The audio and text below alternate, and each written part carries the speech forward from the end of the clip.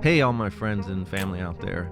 This is Coach Powers coming back to you with Benzo Powers Podcast, episode 2.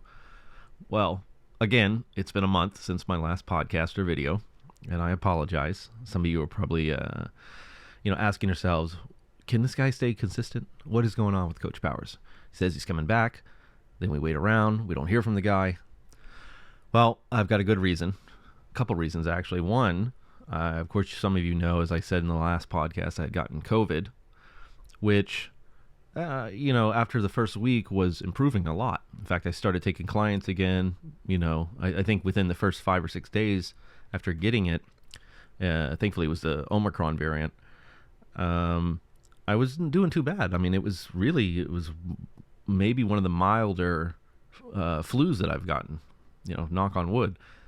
So I started taking clients again, and then I noticed I started getting a little bit of a cough. It was almost like a exercise-induced asthma response. Started getting a lot of phlegm, cough.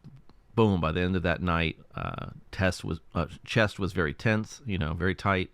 Couldn't get a deep breath. My oxygen levels were good, however.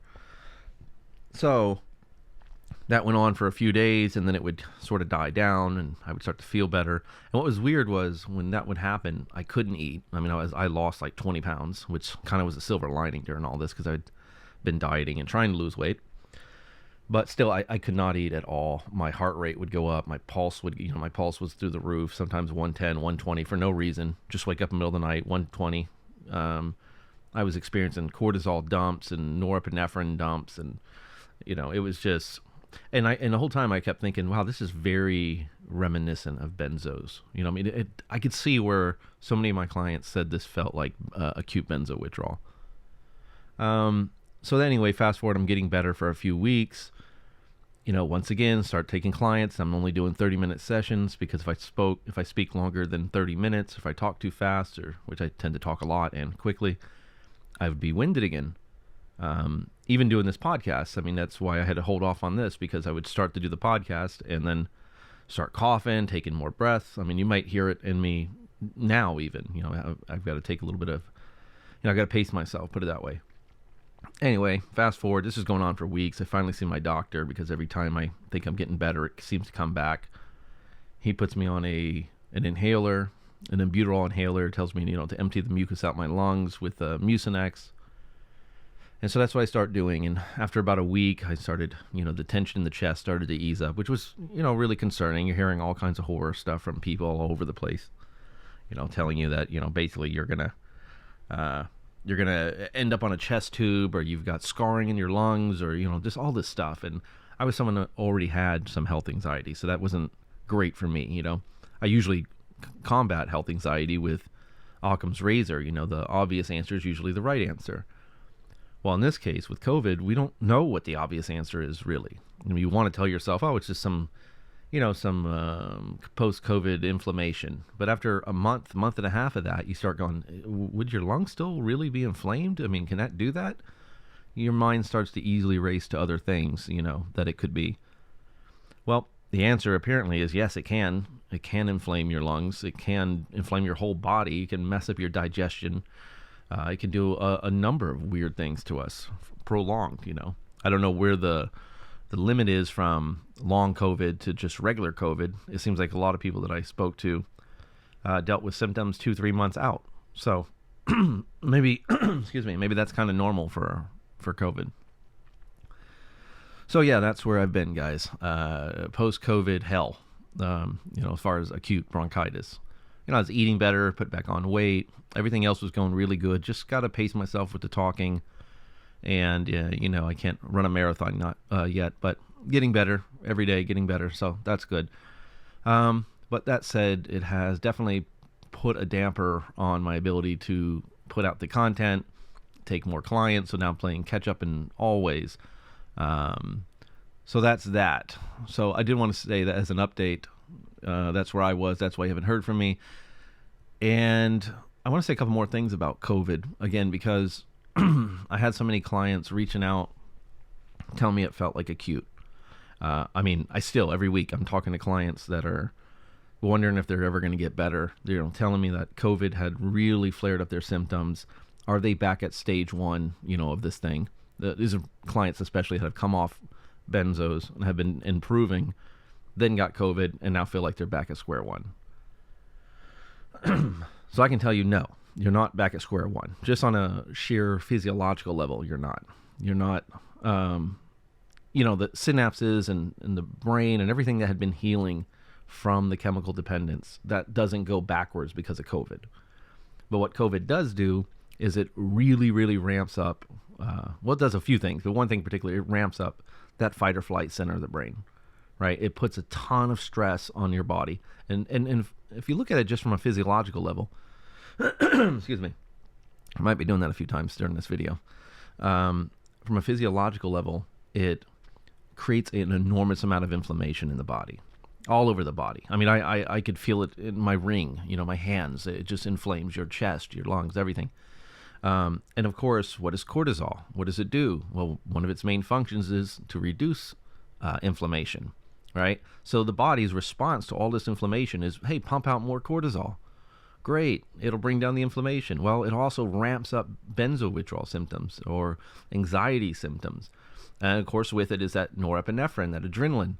So now you got these two, neurotransmitters that we've been, if you've been following my channel, my approach to recovery, we've been trying to push back against and lull down, to bring down this excessive amount of cortisol and norepinephrine in the body.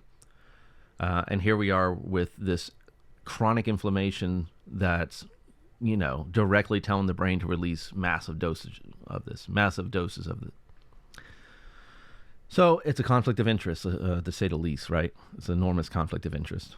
So it's almost like an autoimmune response, right? Like an autoimmune disorder, oddly enough, which COVID is kind of known to cause, but in almost a benzo sense, where, again, the body's trying to help itself by releasing way too much of a chemical that unfortunately hurts itself.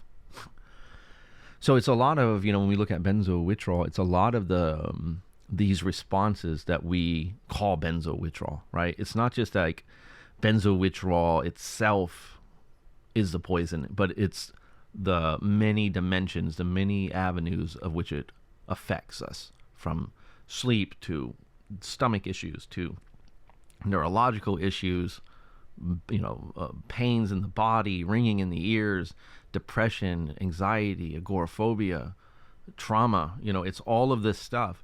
And when you break down all those different things and, down to a chemical or mental, emotional, cognitive, affective kind of basis, it's easier to kind of explore them. And so one is cortisol, epinephrine. Well, two rather, right? Cortisol and epinephrine. These two neurotransmitters are responsible for a ton of our symptoms and how bad we feel. The other four, oxytocin, dopamine, serotonin, and endorphins, are in depletion, right? It's like a car driving, and those four good neurotransmitters are in the back seat, and cortisol and norepinephrine are driving it. They're steering this car. So as the four good neurotransmitters are depleted, a lot of bad things happen, right? We're not getting enough oxytocin, serotonin, dopamine. We're getting depressed. We're getting more anxious. We're getting depersonalization, all of that stuff. And then again, the cortisol, norepinephrine response is just fuel to the fire of all our fears and anxiety. So that's a big part of what's happening. And unfortunately with COVID, it is a lot of biological, physiological stuff going on there. It's not as, you still should be trying to lull down any way you can. Deep breathing, yoga, taking hot baths, watching comedies, cutting out sugars and carbs, adopting a very high anti-inflammatory diet is very wise. That's one thing I did. That was one of the smartest things I did, actually. I took some ibuprofen to help with the inflammation. I sometimes took cold showers or put ice on my face or my wrist to sort of help bring down the anxiety and that stress response, excuse me. And then I tried to get enough sunlight for serotonin, I pet my pets a lot for the oxytocin release, and hung out with friends. And, you do everything you can do, again, to access those 4 good transmitters and reduce the 2 bad ones, so to speak. And really, though, at the end of it, my friends, it's kind of a waiting game. We're just waiting for the COVID shit show to, shit train to run its course, at the end of the day. But one thing I can tell you is you're not back at stage 1. You're not back in acute withdrawal. It may feel like it. So fret not. You're going to heal. You just need a little more time. And I will say this, the more you give into that fear, that cortisol response, which is, oh my God, I'm back at stage 1. Oh my God, I can't go through this again. Oh my God, what happened to me? Am I back at stage 1? That emotional response, that amygdala response is only going to ring the alarm even more in that hypothalamus fight or flight response center of the brain, right? And it's a match made in hell right now. So it's almost like you have to fake it till you make it. Again, how many times have we heard that? You're going to have to fake it till you make it, my friends. Take a deep breath, put on that smile, and say everything's going to be okay. And I mean, and that is the truth. Everything will be okay in time. It just doesn't feel like it right now. But if we sit here and we give into the fear, we're only going to exacerbate our condition. So there's some words about COVID. God, I think we're all so tired of talking about COVID at this point, right? Let's switch to something a little bit more positive and talk about Lake of Fire, our benzo recovery film, which started as a short film. I mean, literally it was a 10, 15, 20-minute concept. Now it's easily an hour and a half. And we've shot about 85% of this movie. We've shot the most important scenes, I would say, are in the bag. Thank God. So it's been a wonderful process. We've raised several $1,000s to the help of you guys, which is like, can't even tell you how much that moves my heart and how thankful we all are. You guys have really made this possible. Possible to eat and travel and pay my actors and to, make things happen. COVID hit the set. A couple of us got sick. We had to halt production for a month. And then it just seemed like every other week there was something going on where somebody needed a day off or we couldn't get the location. Scheduling conflicts. So, all in all, we probably lost 2 months of production time collectively just with unforeseeable things. So, it's taken a little longer than we thought, but what is the expression? You can't rush art. So I try to look at it that way. And every time we're on set, every time we film, we get gold out of it. I mean, even if we only shot one scene that day and we were kind of bummed, like, oh God, you have this checklist of scenes that you're trying to get through. But the scene we got came out better than anticipated. There's so many happy accidents on the sets where you think you're going to shoot a scene in one location. Like, for example, we had this big blow up scene between a couple characters, a big climactic moment in the movie. And initially we thought we were going to shoot it on the front porch, and we had these ideas, but once we got there and we were going to do it, you run into situations, can we do that? The lighting, and then it's outside. Is that going to, or the neighbor's going to be calling the police on us? And now we're there and we're starting to try to put it together. It just doesn't seem to look and have the aesthetic that we were going for there. So, okay, let's explore other locations. What about the kitchen? And we look at the kitchen and we say, wow, the lighting is beautiful, and the backlighting and the colors and everything seems to be, everything really seems to be going great here. All right, so we shot it in the kitchen, and, go back to the editing room. We're looking at the footage, and you just go, wow, thank God. And there was a lot of moments like that. I mean, with all kinds of stuff. There's so many Easter eggs in this movie. We're going to do a director's cut and kind of behind the scenes and talk about it and probably point out some of these things. So, yeah, that's the film update in a nutshell. 85% there. Going great.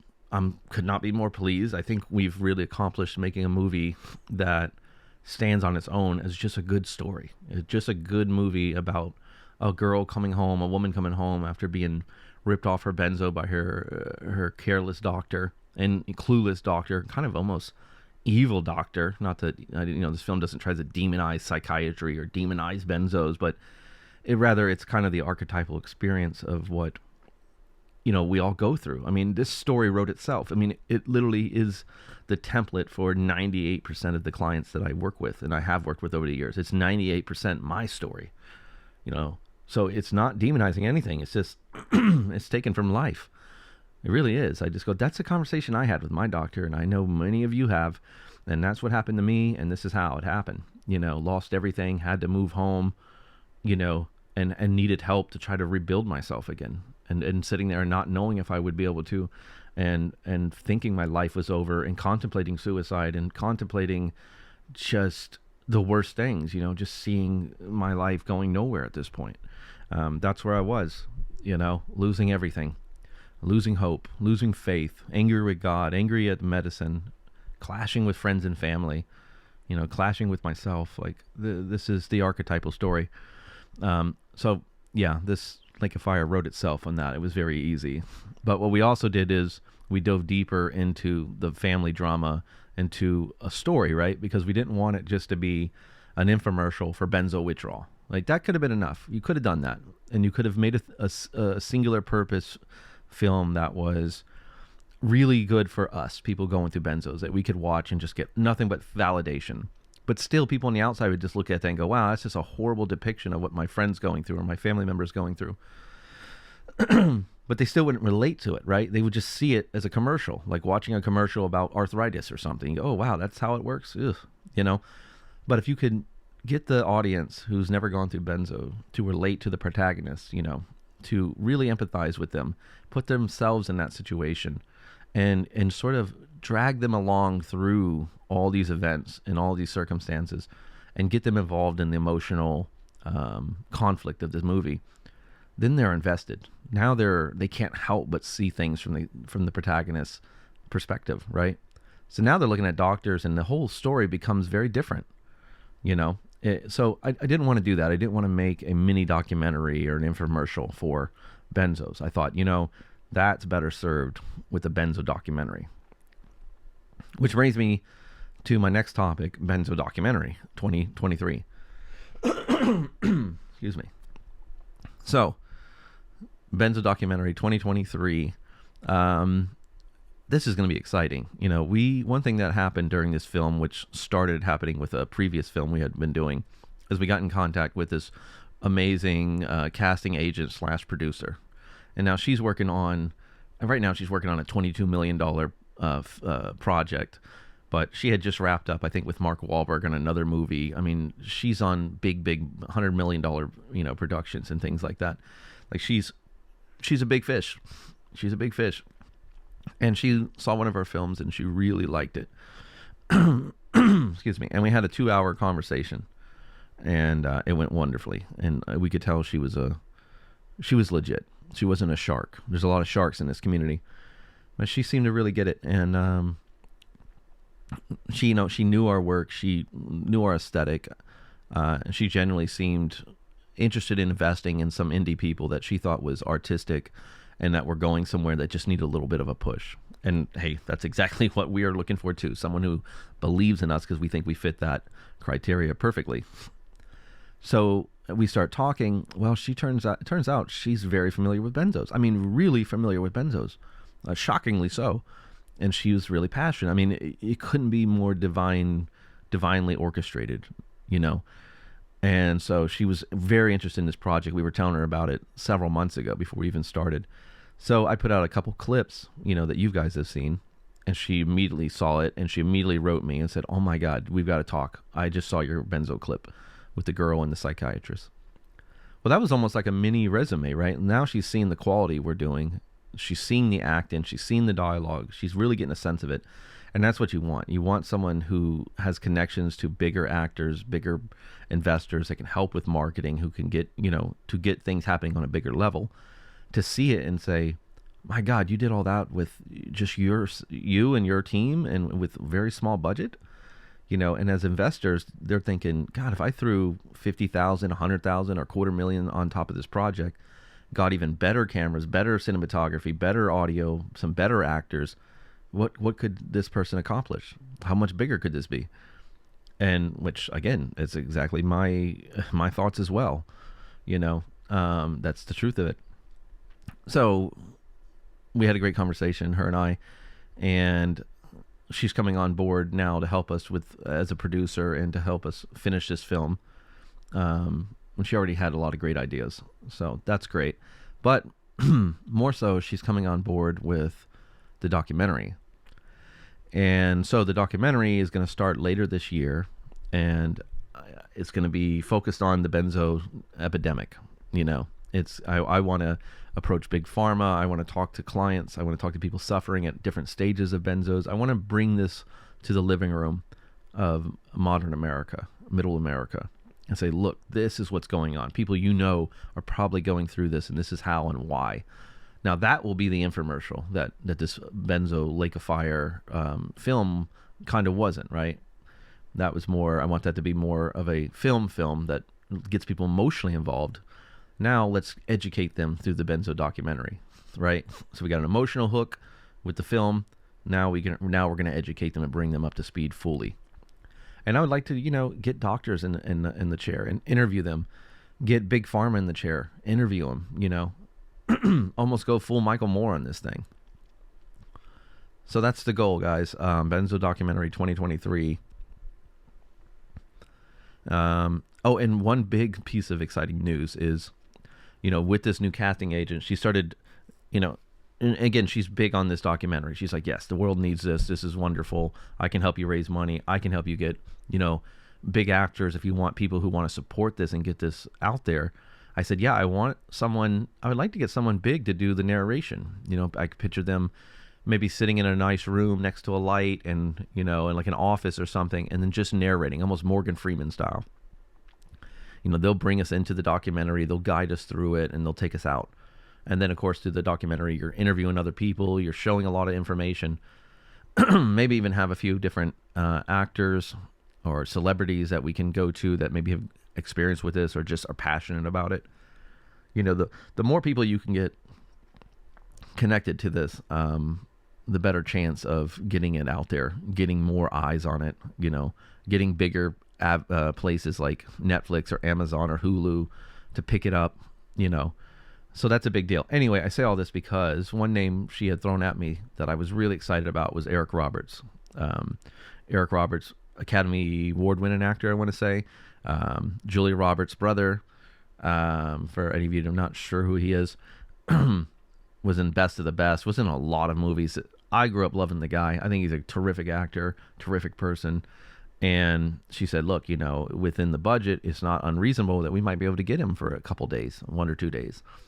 Especially for, what I'm pitching, a narration kind of simplistic thing here. I said, wow, to have Eric Roberts attached to it, I would love that. I mean, that's an A-list, well-respected, Academy Award-winning actor.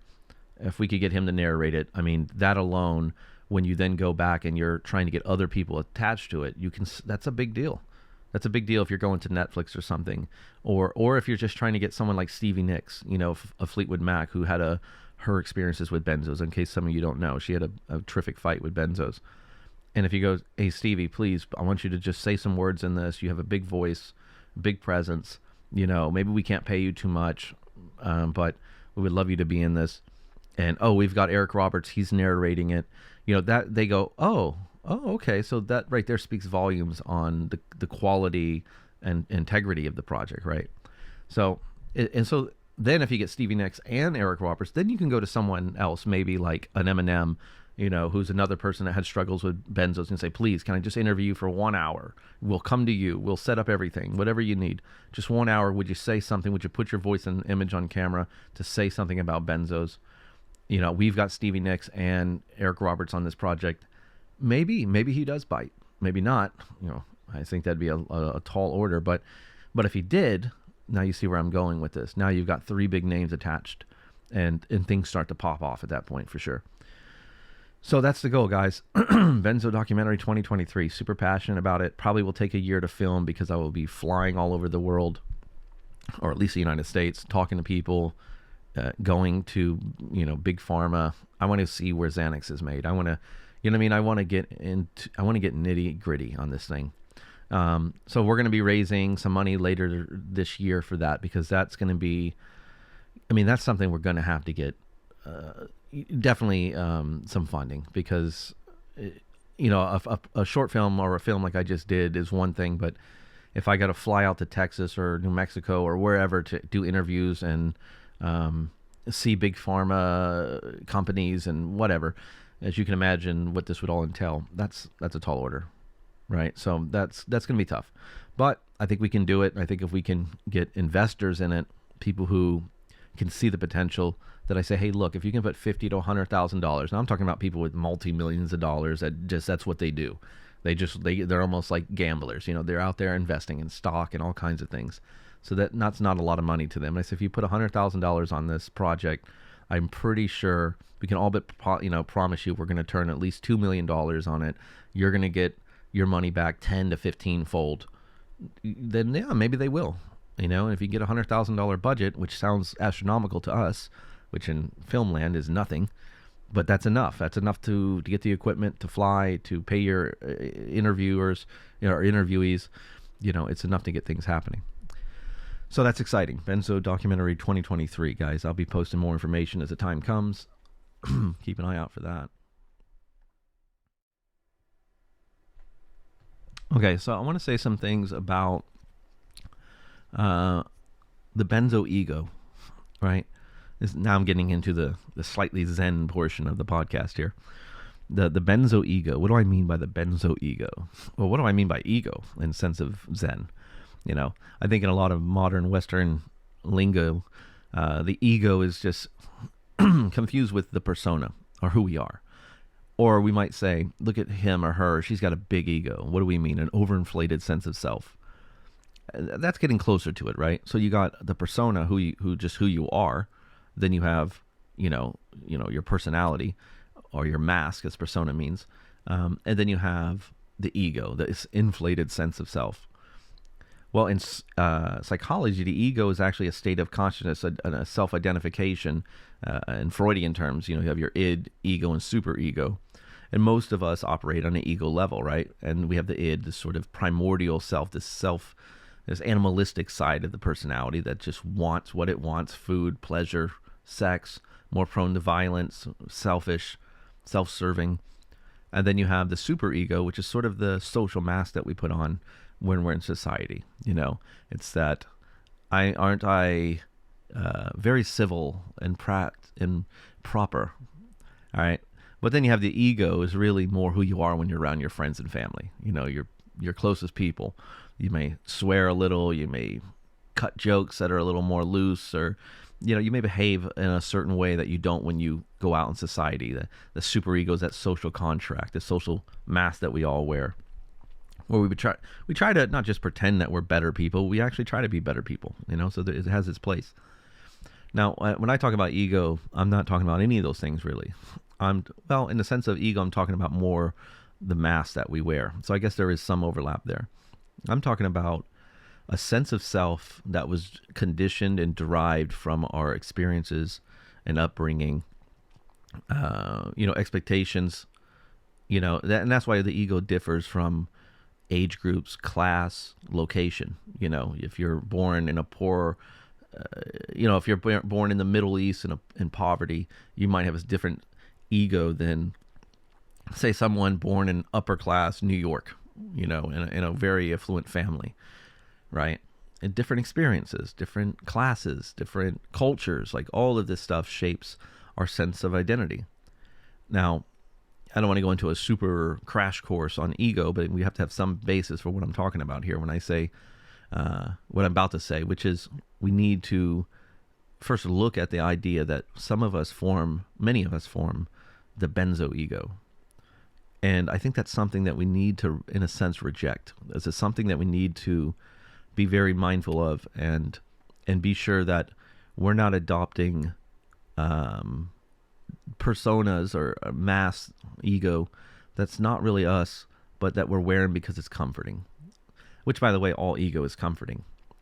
But all ego is also painful, right? So I like this concept of a state of being, a state of spiritual, just a state of consciousness that exists beyond the sense of this informed sense of who we are, right? And that may sound a little new agey, and I don't mean for it to, but There's a lot of science to it. I talk a lot about identity schema, which I won't bore you with right now, but this sense of, identity schema is an automatic reference point. It's a mechanism in memory, an automatic memory recall that tells us who we are and gives us a sense of balance, right? Because it's scary when you don't know who you are. If I just hit the reset button on your brain and suddenly you had no reference for who you were, boom. And this is, by the way, this is a lot of what we experience with DPDR. I mean, it's a lot of that. In fact, DPDR isn't uncommon amongst people practicing Zen and yoga at some level, but it's kind of a controlled guiding through that dark river, right? With mindfulness and yoga, because we can always come right back to that sense of who we are, because we don't have amnesia. We know where we came from. We still have a firm grounding, but it's a more safe and vulnerable passage through that. And what do I mean? I mean, in order to become who you really are, sometimes you have to let go of who you're not, right? And so yoga and Zen and things like that offer us that safe passage. We can explore, if you were raised as someone who was very militant and you wanted to be a cop, or you became a cop, let's say, for this example, and I actually knew someone like this, and you spent your whole life being a certain way, you voted a certain way, you dressed a certain way, your beliefs, your politics, your religion, everything a certain way. You were given this, again, by your class, by your culture, by your family, by where you lived. All of this. This is okay. I was born in a small southern town with a lower class, hardworking, blue collar, Republican, conservative, Judeo-Christian family. Okay, well here's my mask. This is my clothing of my identity of what I wear and what I think. And to strip that off and picture life without some of those things. To say, what if I wasn't a Republican, or wasn't a Democrat, or what if I wasn't poor, or what if I wasn't rich? What if I wasn't religious? What if? And what if I was black? What if I was Hispanic? What if I was white? What if I wasn't white? All these things. And for the most part, once you're in it and this is your identity, it's almost impossible to perceive what you might be like without it.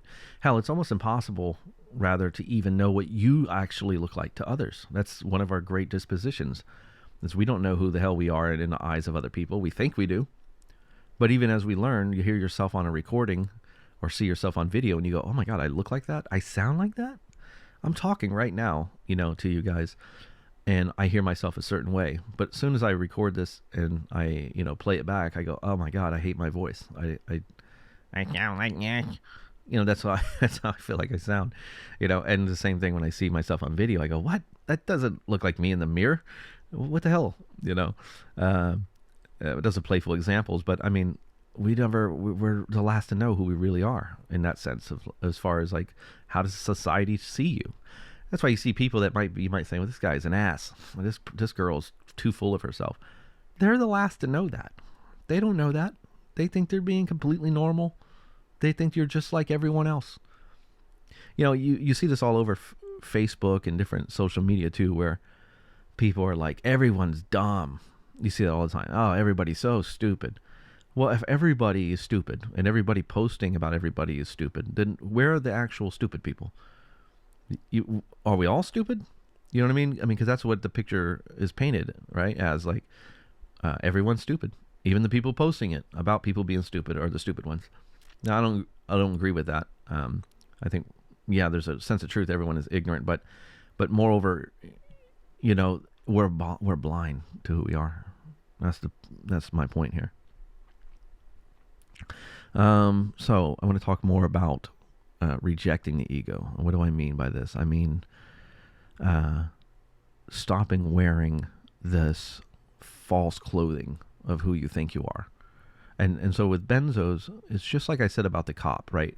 And I want to back up for a second too, because I know I'm risking losing you on this kind of it's kind of an abstract concept, right?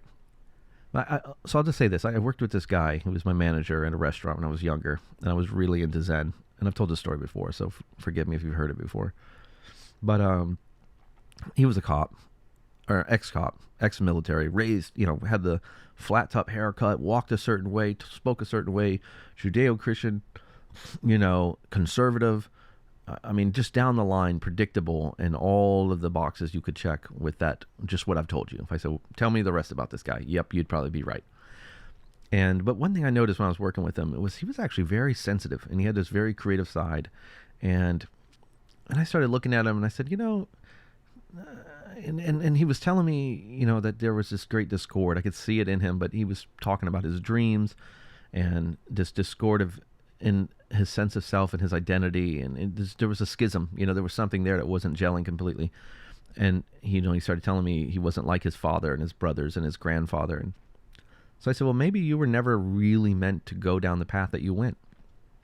Did you like being a cop? I mean, I liked serving people, he said, and I liked helping people. I knew I wanted to do that, but okay, sure. But there's a lot of different ways. Look, I like helping people, but I would never have been happy being an officer or even a soldier, really. I don't know if I could have done that work. I certainly wouldn't want the price tag. I respect those people, but the price tag that goes with that kind of work, I didn't want that. There was different ways. If you say, I want to help somebody, there's a lot of different ways. You don't have to take a gun and get dropped off in a war zone to fight someone or arrest people. You could pour soup in a soup kitchen. You could donate to charities. You could work in mental health. You can help families and marriages, and there's so many ways. You can become a fireman. There's so many ways to help people. I mean, you could be someone who changes laws that help many people. In the bigger picture, become a politician, become a president who's going to change the world. I mean, it's where do you want to come in on this mission, and what most best resonates with who you really are. So if you're someone who's an artist who wants to change the world to an expression in a soft, delicate hand, then maybe having a gun and going to war isn't your calling. Doesn't mean you can't do it. Doesn't mean if you're a strong, driven person, that you can't go to war and do all these things and be great at it. But what's the price in your soul? Do you feel fulfilled? Do you feel like you are where you're supposed to be? That's what really it comes down to. Do you feel like you are where you're supposed to be? And he definitely didn't. And I've been there many times, and throughout my life, I'm sure many of you have. And so I taught him some meditation, just basic meditation. And man, this guy was doing it every night. First, he was doing it because he couldn't sleep. So I taught him some deep breathing and visualization to help him sleep. But then he starts coming back, and he starts to have revelations. He's telling me about how he was looking at his life differently. And so what was happening here is, the sense of self exists through a continuous carousel ride of self-continuation, meaning to have a sense of self, you have to think about yourself. You have to have a reference point. I'm John Doe. I'm a Judeo-Christian militant, military soldier. I believe in A, B, C, D, E, F, G. I come from this. I dress this way. I have this haircut. I listen to this kind of music. I make this kind of money. I believe in these things. And everybody's ego operates in this way. This is what I meant when I said this self-automatic, identity schema, this automatic reference point for self. We're constantly running this assessment. Who am I? Who am I? Who am I? And so the assessment is always showing you these little mirrors. Remember, you're a soldier, or you're an artist, or you have short hair, or you have long hair. You live in Florida. No, you live in New York. And so we use all this information to comfort us, to break away from that sort of DPDR, disassociative state of consciousness that comes with not having that, right? Initially, anyway. And so we use all this. It's clothing. I call it identity clothing. Well, again, if this is closer to what resonates in your soul, then you're going to have a lot more of a homeostasis effect. If it's not, then you're going to feel a discord. You're wearing clothes that don't fit you, that don't match or resonate with you, essentially.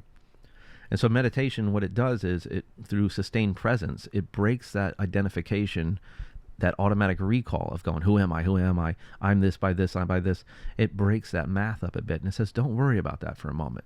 You are who you are. You will not fade away. You will not disappear. You will not implode if you stop this obsessive, continuous, incessant recall of who you think you are. Because first off, that's all it is. It's just who you think you are. And it may be a little bit accurate, and it may be a lot inaccurate, But in the end of the day, it is just clothing that you picked up based on proximity, basically, So So it separates that a bit. And, the sustained presence. And this is why with meditation and with benzo withdrawal, it's so difficult, because it's scary.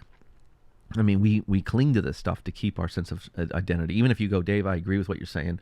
Probably a lot of my aspect of my personality that are not completely accurate, that may be fabrications. I hear you. But I'm not in a place where I can be vulnerable like that. And I need this right now. Well, look, remember, it works both ways. You may need it, but it also may be hurting you. You know what I mean? It's almost like saying, smoking weed. I have clients that smoke weed, and they say, it really helps me, but it also gives me panic attacks. It's like, yeah, so it's a mixed boat, right? It's a mixed bag. My thing is, I agree. At this point, it's not the time for profound, radical self-change while you're going through benzo withdrawal. I think, everything in its right place. But with a certain amount of presence and mindfulness, we definitely need to incorporate it, because that self-assessment, that self-identity recall is happening at light speed right now, faster than normal. The whole entire nervous system is sped up. And you're desperately trying to, reach that homeostasis, but it's almost like a pollutant has been incorporated into the mix. Now the clothes that you usually wear, some of them are on fire. Some of them have mold, dangerous mold on them, let's say. Right. So, and that's what I mean by, benzos is, fear, cortisol, norepinephrine, all this stuff is polluting this natural process of self homeostasis through self-recall, through our identifications. And, this, like I've been saying, this proximity clothing that we're wearing is now being all filtered through, fear, anxiety, depression, trauma of benzo. And that's enough to ruin marriages, ruin families, ruin relationships, ruin careers. You know what I mean? And now when it's directed internally, we're looking at it and it's ruining our sense of self. It's polluting our sense of self. Now who you think you were, John Doe, ABCD, now you're John Doe, EFG. And maybe EFG is not a good person. I'm ugly. I'm no good. I'm just a burden on people. I have no future. Why did I do this to myself? How did I end up here? It's all my fault. I'm so stupid. Like, this is the other clothing that gets polluted that we start to put on. And it's not true. But it becomes a belief. It becomes something that's not just, they say a maladaptive or an intrusive thought or something like that. Now this is becoming a belief. Now we actually believe these things. And it's all coming from a polluted source. Right? But it feels so real. Just like I said, the asshole never knows he's an asshole. So you're thinking all this, we're believing all this. Again, it's polluted. So there's a balance there where we want to remove some of that signal. Essentially want to simplify things. That's what I'm saying here. We want to simplify things. And so, again, if you're having DPDR, one of the best things you can do is ground yourself in your identity and who you are. Meaning, listen to old music that you grew up on that you identify with. Wear clothing that you identify with. Smells, perfume, cologne. Watch movies that were your favorite films. Like, these are all little clues. These are little staples of our identity, right? And so lean on some of that stuff to kind of help you ground through that process when the DPDR comes, which is largely chemical, right? But it also is a psychological phenomenon, where you start to lose who you are because benzos have changed your life. You're no longer the person that did all these things that you used to do that collectively reminded you of yourself. Now you're like, I don't even recognize this person anymore. And it's not just chemical. It's lifestyle. It's thoughts changing, perception changing. It's a lot of things changing there, So get simple, simplify, get back to the basics, ground yourself, breathe. Realize you're going through a process. Be gentle with yourself. That's all very important. And so I want to drive it now back to the idea of rejecting ego, rejecting all ego, particularly the benzo ego. And so, again, through meditation, it is a sustained presence that we get in there and we get between that automatic recall of self, right? I am Dave. I am an artist. I must be an artist. If I'm not an artist, who am I? Let's say that's one of the loops. And I go, okay, let's stop thinking about being an artist. Let's stop identifying with that. And let's just be Dave, sitting in nature, sitting in his chair, looking out the window at the trees. And let's just be here now. And I'll do that for a few. And then you almost start to get anxious, and you go, but I got to remind myself I'm Dave the artist. Okay, go ahead, Dave. Yeah, I'm Dave the artist. Okay, does it feel better? Yeah, I just need to remind myself because I started to forget. You see what I'm saying? This is how it works. And if I can, with a delicate touch, say it's okay. Don't worry about being an artist. Just worry about being present because you exist right now. And this is the thing about it too. If you're constantly going, I'm Dave the artist, then you're not actually in the moment. You're thinking about who you are, or you're thinking about the future, or you're worrying about the past, but you're not in the moment. But the moment's all we have. It's the only thing we have. And so you can get so obsessed, a year goes by and you look back and you go, man, that year flew by. And all I've been doing was thinking. I've been living in a dream state. It's like the Matrix. All right. So that's one reason enough to just say, hey, being more present is a good thing. Just be here in your life is a good thing. And it's even tougher because with benzos, it's the last thing you want. You want internally, almost instinctively, to break away and to retreat into some kind of dark corner of your mind, some little piece of Eden or something, and just, I'm going to go hang out here and break away from reality for a while because I can't deal with all this suffering and mental anguish and pain and benzo symptoms and fear of the future that may not come. And I just need you need a break. You need a mental vacation. And so some of us go on this mental vacation. But then there's a price to that because, you're breaking away from reality, and again, there's a ton of bad factors that are going to come from that. So what we actually need is to be here and now. We need to accept where we are. We need to surrender to the currents. And we need to be vulnerable. We need to be able to say, look, I don't know, but I believe I'm getting better. I believe I will. Most people get better. And here's what I can do to try to get better. That will help me, my self-confidence. That'll make me feel more in control. And here's all the things that I can do in the process to be grounded and to be healthy. and to go through this process. And to realize, even to find a higher meaning in it all and say, I'm not just going to survive this, but when I come out of it, I'm going to be a better version of myself. I'm going to be version 2.0. I'm going to be more resilient, more peaceful, more loving, more appreciative. I'm going to have more knowledge on all kinds of stuff, mental health, because now you're looking at all kinds of things.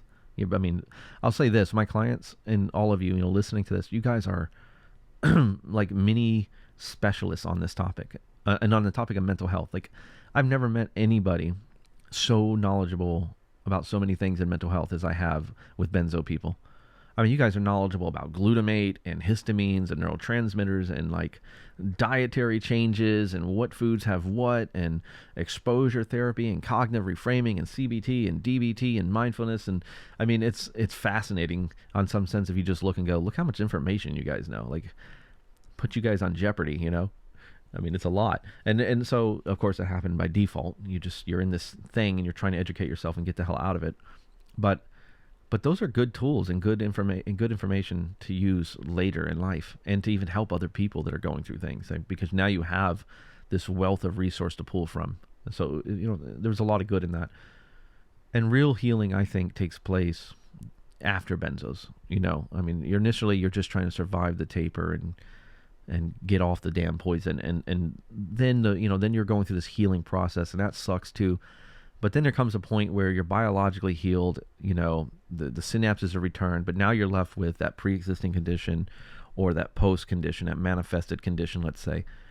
You're left with all your maladaptive patterns and coping mechanisms. You're left with, depression, anxiety, trauma, and kind of a life in shambles that you're trying to repair. And it's a tall, tall order to repair all that.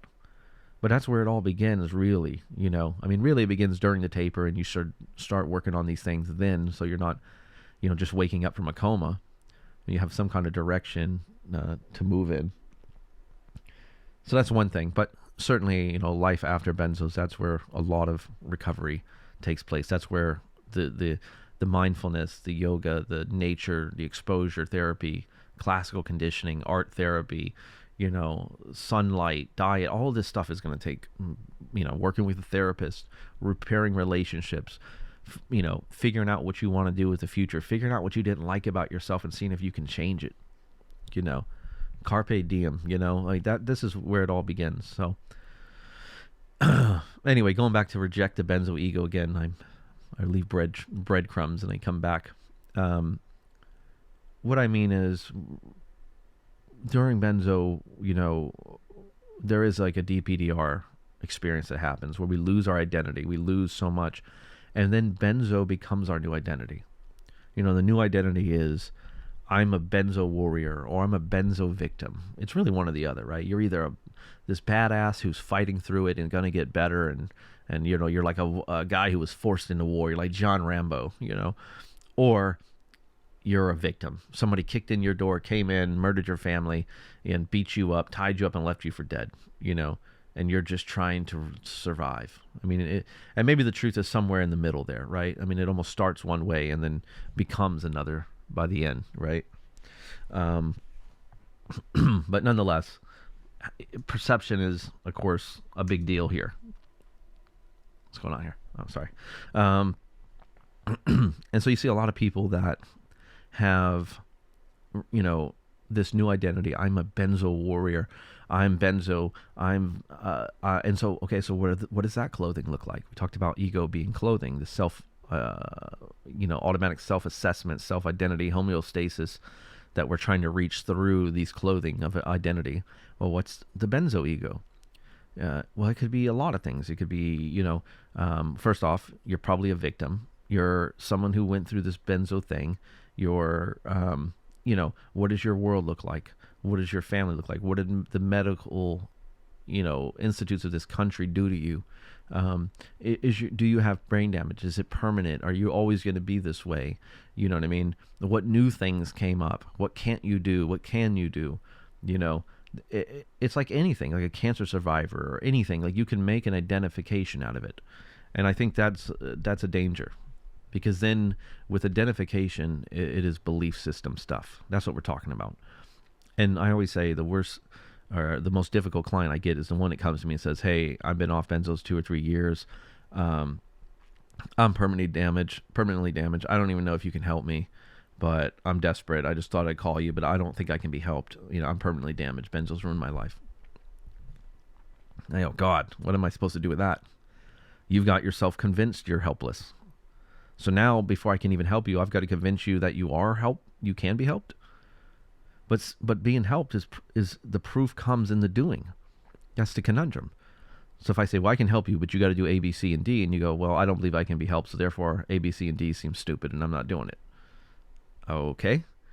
Well, we're at a standoff here. I don't know what do you want me to do? I'm not a magician. You know what I mean? I'm not a magician. I can try to show you evidence, and again, so then I come back to, I'm trying to convince you healing is possible. You know what I mean? And you see this in the benzo forums. I mean, you see it in the benzo forums. Some of these benzo forums, they're almost indoctrinated. They could literally make their 10 commandments of benzos. They could literally have the Ashton manual for some of them is the Bible, but not entirely. Well, I guess in a sense of a Bible, they still cherry pick what they do like and don't like about what Heather Ashton had to say. A lot of them don't like antidepressants. They're vehemently against antidepressants. Well, Heather Ashton wasn't. Some of them found that CBD and marijuana was very helpful for them recovering, and they're totally supported that. Well, Heather Ashton wasn't. She was very much against marijuana use. I mean, it was almost to a point that was absurd. It really was absurd. If any of you guys, who follow her don't know that part of her work. But anyway, I'm just saying, we can create an identity, and identities need tenets. They need a commandment. They need a belief system. They're based on the foundation of something. That's what it is. I am this based on this. And you can become that with benzos. And on some level, it could be healthy. If you say, I'm a benzo survivor. I'm a cancer survivor. I'm a trauma survivor. I am not what was done to me. I am what I choose to be. Great. Excellent. There's a good identity. Sure. The bad identity is I'm a victim. I'm wounded. I'll never heal. I'll forever be damaged. The world dealt me bad cards. Everyone screwed me over. Nobody understands me. And I'm angry and I hate everybody and I'm depressed and I want to end it. That's a bad perception. Now you've put on a very bad mask. Right? So I urge you guys to avoid the benzo identity. Avoid forming that. And stick to who you are. You can be Sally Doe or John Doe. You can be whoever you are, who you are in your heart, you know, and still have gone through these things.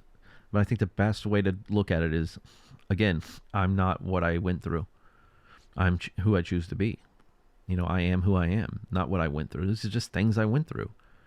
I mean, I could have a massive car accident or a flat tire, and I get out of my car and I go, God, why does this happen to me? And I'm going to make an identity out of being Dave, the guy who had a flat tire. You know, it doesn't make any sense. And you know, and that's a very abstract, kind of goofy example, I know. Because there's, with Dave, the guy who got a flat tire identity, there's not a support group. There's not thousands of videos. There's not thousands of people in support groups called flat tire people, you know. And you get in there and there's not all this, like, these people going, yes, Dave, I too have flat tires. And why does it, you know, there's only a certain population of us that have flat tires, and nobody gets us, and let's, you know, and so we gravitate toward each other, and it becomes self-enforcing our own beliefs about these things with each other. So you don't see that with a flat tire. I know it's a silly example, but we do see it with benzos. We see it with all health crises. I mean, there's cancer groups. There's all kind of groups for everything. Rheumatoid arthritis, you know, I mean, there's groups for everything out there on Facebook and YouTube and whatever. So, yeah, my encouragement is to be careful with that benzo identity. I know it's comforting. And some of us, we lose our identity. Well, many of us lose our identity, and we lose our purpose. And so benzos becomes the purpose. Now, listen, I get this more than anyone, I think, because who am I now? You know, I'm a guy who went through this, who suffered, who repaired himself with using these techniques, and wanted to come back and help people. And now I've got a couple thousand subscribers. I've got a channel. I mean, I've got a support group and videos and followers and friends, and I've become a little bit of a voice in this community. And I could easily see the temptation to sort of wrap myself in that clothing and just be Dave, the benzo warrior healer guy. But the truth is, that's only part of me. You know, I don't want to become engulfed in this. And make it, and what I mean is become engulfed in it to where it's a masking of my own shortcomings. It's filling in the blanks that were there somehow, you know, or glossing over things to put an excessive amount of identity on this topic, you know, and a sense of meaning. Because then it's like, I'm Dave the healer, Dave the great guy. He doing a good thing out there. Pat himself on the back, you know. Never wanted to do that with anything. Even when I identified as like Dave the artist, you know, that was one of my first identities, Dave the artist. But it's true, yeah, I am an artist. There's something I feel in my heart, you know, that I can't get away from. It's like just waking up with dark hair. It's just, you don't go, I'm Dave the guy with dark hair. That's my identity. Well, that one seems absurd. Well, so does benzo guy Dave, and so does artist Dave, and 6 foot tall Dave, and white Dave, and American Dave, and Floridian Dave. You know, it's like, what is this? It's just proximity stuff. You know, I'm much more interested in Dave who wants to help people, Dave who wants to give honest expression, Dave who believes in actualizing your potential, Dave who believes in becoming a pure individual. You know, that's the stuff that to me resonates with my heart. Dave who likes nature, you know, Dave who likes to laugh, Dave who likes a good story or a good poem or the beach or, you know, friends, good food. Like, these are things that I think are closer to who I am and what lights me up and what my soul is painted, what colors paints my soul, so to speak. Right. Okay. Well, and true Coach Powers fashion, I have rambled a lot. Probably have lost half of you at that.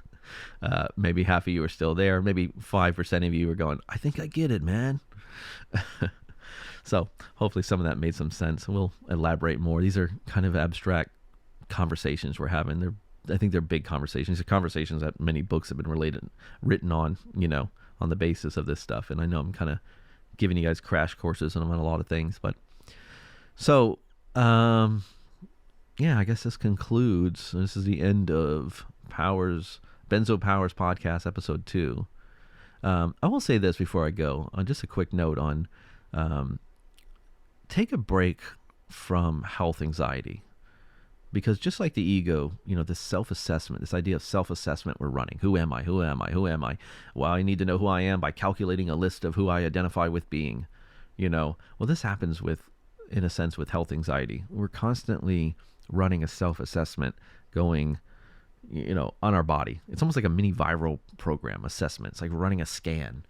And anything that comes up, what's this cough? What's this eye pain? What's this blurred vision? Why when I stood up I got dizzy? What does this mean?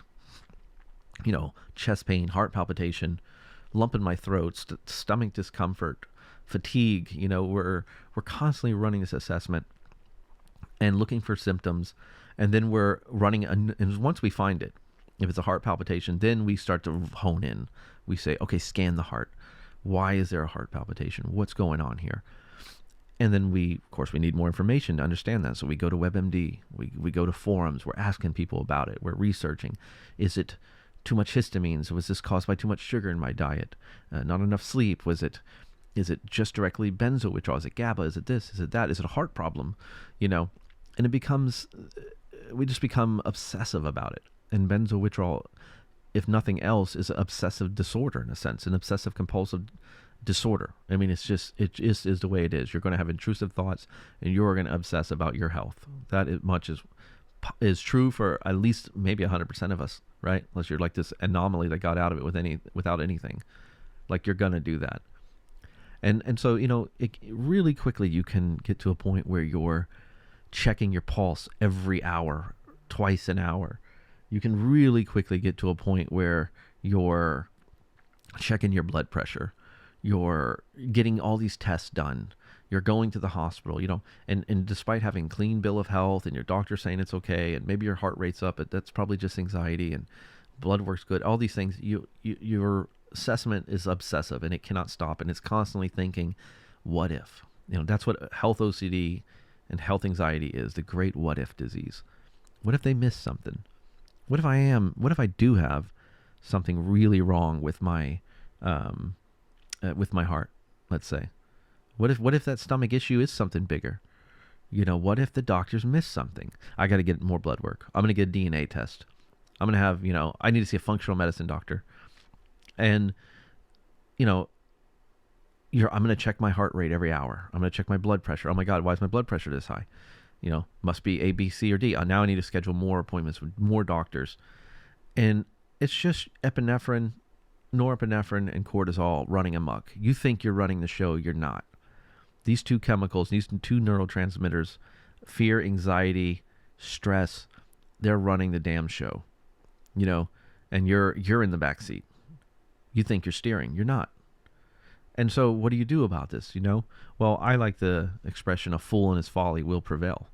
A fool in his folly will prevail. What does that mean? It means and it sounds like a harsh saying, but it means if you do a foolish thing, if you keep, okay, it's my heart. I go to the hospital 3 times by ambulance, true story, thinking it's my heart. I get blood work done, EKGs, a panel of doctors telling me I'm in good health. Enough times you finally go, okay, maybe I am healthy.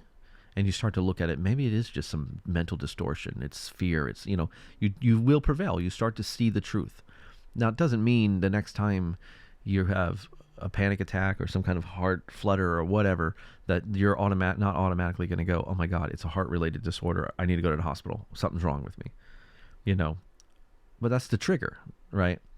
But you'll be more clever to go, why go to the hospital? They're not going to find anything.